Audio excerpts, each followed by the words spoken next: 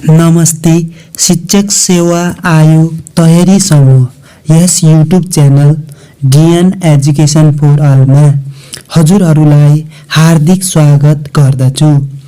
माध्यमिक, निम्न माध्यमिक र प्राथमिक तहको प्रथम पत्र सामान्य परीक्षण विशेष सामग्रीको साथमा म डिएन जोशी उपस्थित भएको छु। सुरु गर्नुभन्दा पहिले यो च्यानललाई सब्स्क्राइब गर्न नभुल्नुहोला। नयाँ भागमा हजुरहरूलाई स्वागत छ। आजको विषय रहेको छ शिक्षण विधिको अवधारणा।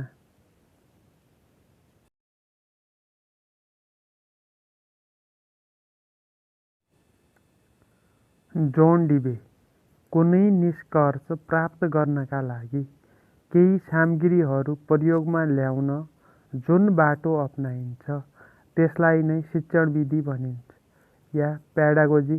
जोन डिबेका अनुसार डिक्सनरी अफ एजुकेसन शिक्षणका सिद्धान्त र शिक्षण विधि भन्नु नै पेडागोजी हो।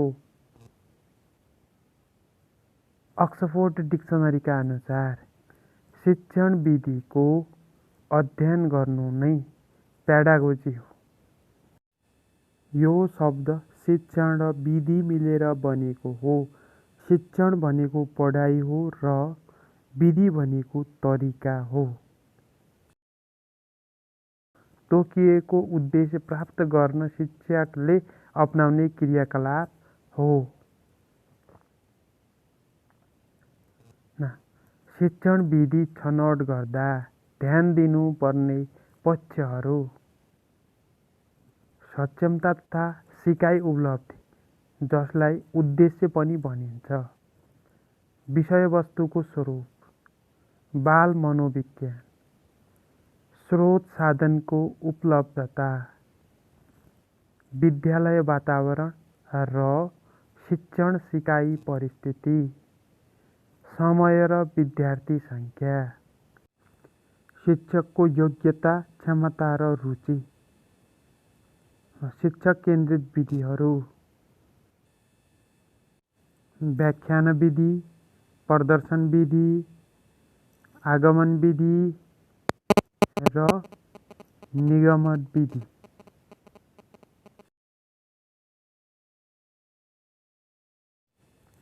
नम्बर 2 विद्यार्थी केन्द्रित विधि। यो विधि अन्तर्गत प्रयोगात्मक विधि, खोज विधि, समस्या समाधान विधि, शैक्षिक भ्रमण विधि, व्यक्तिगत अध्ययन विधि, सर्वेक्षण विधि, परियोजना विधि। नम्बर 3 अन्तर्क्रिया विधि। यो विधि अन्तर्गत छलफल विधि, प्रश्नोत्तर विधि, सोधपुछ विधि, सानो समूह बैठक विधि, मूल्य वर्गीकरण विधि, सूक्ष्म शिक्षण विधि, समूह शिक्षण, प्रदर्शनी विधि। नम्बर 4 नाटकीय विधि, भूमिका निर्वाह विधि, नाटकीकरण विधि। नम्बर 5 शैक्षिक सामग्री केन्द्रित विधि, साना प्रदर्शन, तस्बिर प्रदर्शन।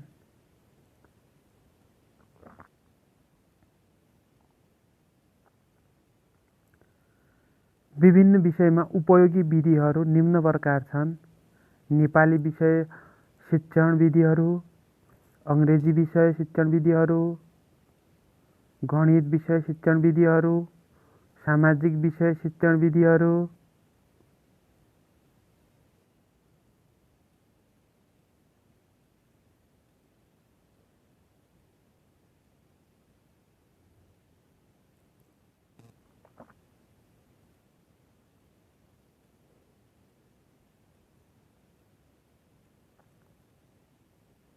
विज्ञान शिक्षण विधिहरू,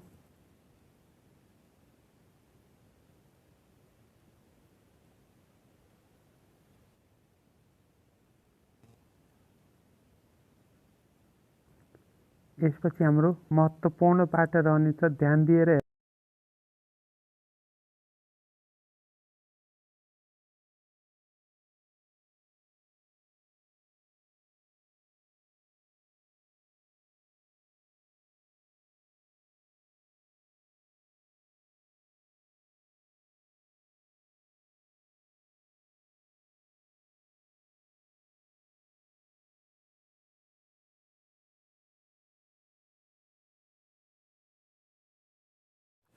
सबभन्दा पहिले शिक्षक केन्द्रित विधितिर जाउँ। प्रवचन विधि वा व्याख्यान विधि। यस विधिमा शिक्षकले आवश्यकता अनुसार बयान गर्ने, व्याख्या गर्ने र विभिन्न उदाहरणहरू दिई विषयवस्तुको प्रस्तुतीकरण गर्ने, विद्यार्थीले ध्यान दिएर सुन्ने र मनन गर्ने विधिलाई व्याख्यान विधि भनिन्छ। यस विधिमा विद्यार्थीले ध्यान दिएर सुन्यो सुनेन, बुझ्यो बुझेन, विद्यार्थीको प्रतिक्रिया के छ भन्ने कुरामा ध्यान भन्दा शिक्षकले आफ्नो विषयवस्तु प्रस्तुत गर्ने र व्याख्या गर्ने कुरामा ध्यान दिन्छन्। यो विधिमा शिक्षक बढी सक्रिय हुने हुनाले यो विधिलाई शिक्षक केन्द्रित विधि भनिएको हो। व्याख्यान विधिको प्रयोग। मौलिक रूपमा श्रोतालाई कुनै विषय सम्बन्धी सूचना प्रदान गर्न, कक्षामा विद्यार्थी सङ्ख्या बढी भएमा, कम समयमा प्रभावकारी शिक्षण गर्नुपर्ने भएमा, पाठको सारांश बताउनु पर्ने भएमा, देखे सुनेका कुराको वर्णन गर्नु परेमा, विषयवस्तुको वर्णन वा व्याख्या गर्नु परेमा व्याख्यान विधिको प्रयोग गरिन्छ। व्याख्यान वा प्रवचन विधिका बेफाइदाहरू। विद्यार्थीहरू निष्क्रिय हुने, विद्यार्थीहरूको रुचि, क्षमता, आवश्यकतालाई महत्त्व दिइँदैन, विद्यार्थी र शिक्षक बीच राम्रो सम्बन्ध हुन नसक्नु, बुझे वा नबुझेको थाहा नहुने, दोहोरो अन्तर्क्रिया हुने सम्भावना कम, व्यक्तिगत भिन्नताको आधारमा विद्यार्थीलाई सिक्ने अवसर प्राप्त नहुने, तल्लो स्तरका विद्यार्थीको लागि उपयुक्त नहुने, गफगाफमा समय बित्ने, विद्यार्थीले सिकेको कुरा चाँडै बिर्सने, शैक्षिक सामग्रीको प्रयोग नहुने।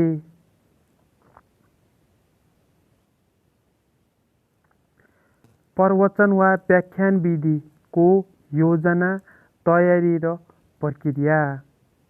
उपयुक्त विषयवस्तुको छनौट। सिकारुलाई विषयवस्तुप्रति आकर्षित गर्नु पर्दछ। क्रमबद्ध प्रस्तुतीकरणका लागि शिक्षक तयारी हुनु पर्दछ। विद्यार्थीको सहभागितालाई सुनिश्चित गर्नु पर्दछ। मूल्याङ्कन गर्नु पर्दछ। विषयवस्तुको सारांश प्रस्तुत गर्नु पर्दछ। प्रदर्शन विधि। सामग्री वा क्रियाकलापको प्रदर्शनद्वारा शिक्षण गरिने विधिलाई प्रदर्शन विधि भनिन्छ। यस विधिमा शिक्षकले प्रदर्शन गरेको व्यवहार, क्रियाकलाप वा सामग्रीहरूको आधारमा विद्यार्थीले नयाँ व्यवहार वा विचार प्राप्त गर्दछन्। यस विधिमा शिक्षकले विषयवस्तुको परिचय प्रस्तुत गरी आवश्यक निर्देशन दिएपछि सामग्रीको प्रदर्शन गरेर त्यसलाई स्पष्ट पार्ने क्रममा आवश्यक व्याख्या गर्दै जानुपर्दछ। यस विधि विद्यार्थीहरू प्रत्यक्ष रूपमा क्रियाकलापमा संलग्न नभई केवल हेर्ने र सुन्ने कार्य गरिरहेका हुन्छन्। प्रदर्शन विधि दृश्य सामग्री प्रदर्शन र प्रतिक्रियाको प्रदर्शन गरी दुई भागमा विभाजित छ। प्रदर्शन विधिको योजना, तयारी र प्रक्रियागत चरणहरू। विषयवस्तुको छनौट, तयारी, पूर्वाभ्यास, चिनारी, प्रस्तुति र छलफल हुन्। प्रदर्शन विधिका सबल पक्षहरू। प्रदर्शन विधिको उपयुक्त प्रयोगबाट सिकाइ रुचिकर, छिटो र दिगो बन्दछ। थोरै समयमा धेरै विद्यार्थीलाई प्रदर्शनद्वारा सिकाउन सकिन्छ। विभिन्न शिक्षण तथा तालिममा उपयोगी मानिन्छ। प्रयोगात्मक कार्य तुलनामा कम खर्चिलो हुन्छ। सामूहिक शिक्षण गर्न सकिन्छ। प्रदर्शन विधिका सीमितता भन्नाले अवगुण, बेफाइदा। यो विधि अनुकरणमा मात्र आधारित हुने हुँदा विद्यार्थीहरूमा मौलिकताको विकास हुन सक्दैन। शिक्षकले गरेको प्रदर्शन राम्रो नभएमा सिकाइ प्रभावकारी बन्न सक्दैन। प्रदर्शनका लागि आवश्यक सामग्री जुटाउन कठिन पर्छ। सबै पाठ र विषय यस विधिको प्रयोग गर्न सकिँदैन। प्रदर्शनका लागि शिक्षकमा विशेष दक्षताको आवश्यकता पर्दछ। यस विधिमा विद्यार्थीको भूमिका न्यून रहने हुन्छ। आगमन विधि। आगमन विधिको प्रयोग सर्वप्रथम फ्रान्सिस बेकनले गरेका हुन्। अमूर्त अवस्थाबाट सुरु गरी मूर्त अवस्थातिर जानु, विशिष्ट अवस्थाबाट साधारण अवस्थातिर जानु आगमन हो। कुनै एक विशेष अवस्थामा भएको सत्यका आधारमा सामान्य वा सर्वमान्य तथ्य पत्ता लगाउने कार्य यस विधिमा गरिन्छ। अर्को शब्दमा, कुनै एक विशेष उदाहरणबाट सुरु गरी सामान्य नियम वा सूत्र पत्ता लगाउने कार्य यस विधिमा हुन्छ। यसरी विशिष्ट स्थिति वा उदाहरणको अवलोकन तथा प्रयोग गरी नियम वा सूत्रको सामान्यीकरण गर्नु आगमन विधि हो। यो विधि गणितमा बढी उपयोगी मानिन्छ। आगमन विधिका गुण, फाइदाहरू। उदाहरणद्वारा पत्ता लगाइएको गणितीय सिद्धान्त बुझ्न सरल हुन्छ। तर्कमा आधारित विधि भएकोले गणितका लागि उपयोगी हुन्छ। विद्यार्थीको सक्रिय सहभागिताद्वारा सूत्र पत्ता लगाइने हुँदा विद्यार्थीलाई क्रियाशील बनाउन सहयोग गर्दछ। यो विधि वास्तविक अनुभव, सोचाइ र प्रयोगमा आधारित हुन्छ। यो विधि कण्ठ गर्ने प्रवृत्तिको विपरीत छ। नियम, सिद्धान्तको सत्यताका बारेमा शङ्का निवारण हुन्छ।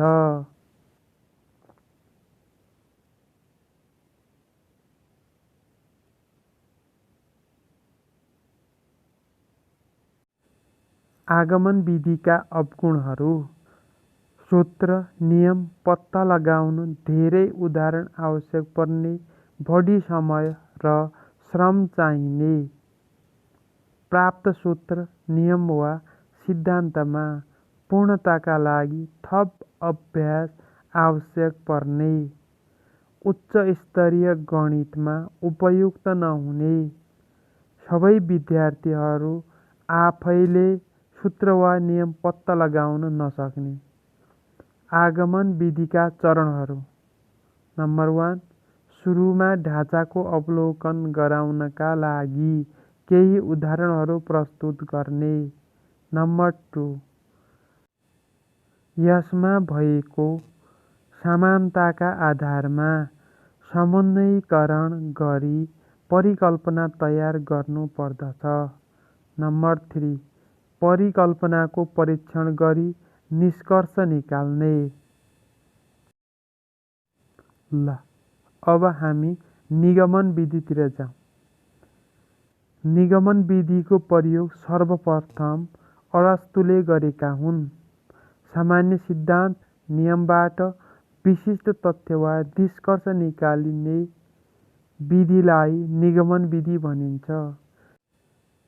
यस विधिमा नियम, सिद्धान्त वा सूत्र दिएपछि त्यसका आधारमा कुनै समस्या वा घटनाका विषयमा निष्कर्ष निकाल्ने कार्य गरिन्छ। एउटा सामान्य सत्य नियम वा सिद्धान्तका रूपमा रहेको एउटा मुख्य पद वा त्यसलाई स्पष्ट पार्ने एउटा उदाहरण पनि दिएको हुन्छ।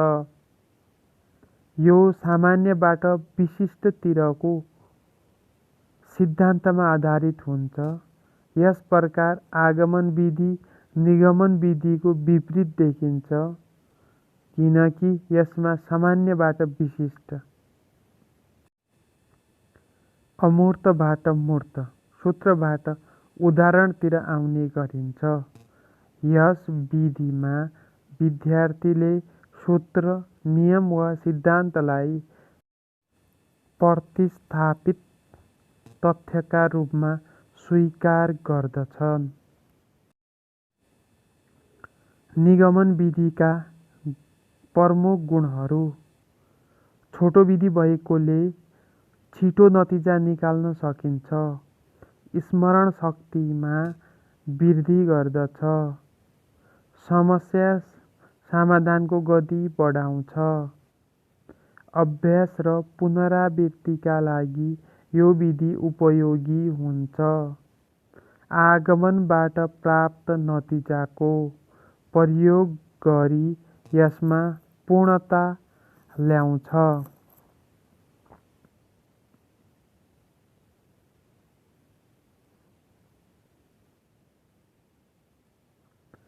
निगमन विधिका कमी कमजोरीहरू: प्रारम्भमा ठोस उदाहरण बिना सूत्र वा नियम बुझ्न विद्यार्थीलाई कठिनाइ हुन्छ। कण्ठ गर्ने प्रवृत्तिको विकास हुने, स्मरण शक्ति बढी बोझिलो हुने, वृद्धि र विचार गर्ने क्षमताभन्दा स्मृतिलाई जोड दिइन्छ। विद्यार्थीले घोकेको कुरा बिर्सिएमा केही पनि गर्न नसक्ने हुनु, विद्यार्थीहरू सक्रिय नहुनु, तर्क र खोजी निरुत्साहित हुनु।